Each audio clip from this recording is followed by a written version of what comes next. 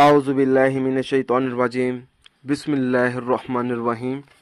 अस्सलामुअलैकुम नाज़रीन हज़रात, आप देख रहे हैं ज़ोया लाइफ हेल्थ केयर। दोस्तों, आज मैं आप लोगों को एक ऐसा अमल बताऊंगा।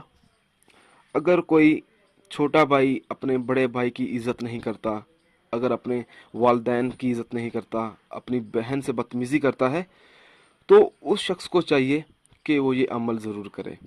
दोस्तों, इस अमल की इजाज़त बिल्कुल आम है। अमल बताने से पहले मेरी आप लोगों से गुजारिश है।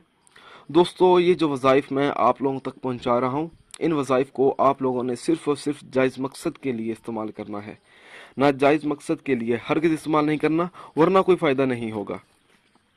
अगर कोई ऐसा शख्स है जो अपने भाई से या अपने वालिदैन से बदतमीज़ी करता हो, तो जिसकी वजह से उसके घर का माहौल उजड़ा उजड़ा सा हो, घर में परेशानी हो, तो ऐसी सूरत में उस शख्स को चाहिए कि वो ये अमल करे।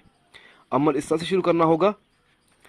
41 मरतबा सूरत शम्स को पढ़कर पानी पर दम करे और वो पानी किसी तरह उस शख्स को पिला दे जो शख्स बदतमीज़ हो, जो अपने वालिदैन से बदतमीज़ी से बात करता हो, अपने भाई से बदतमीज़ी से बात करता हो, अपनी बहन से बदतमीज़ी करता हो।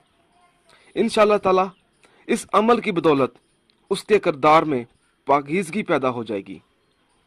और जिस औरत के बच्चे मर जाते हों, तो उसे चाहिए कि हमल के दौरान इस सूरत शम्स को 41 मरतबा नमाज शराक के बाद पढ़े और पानी पर दम करे।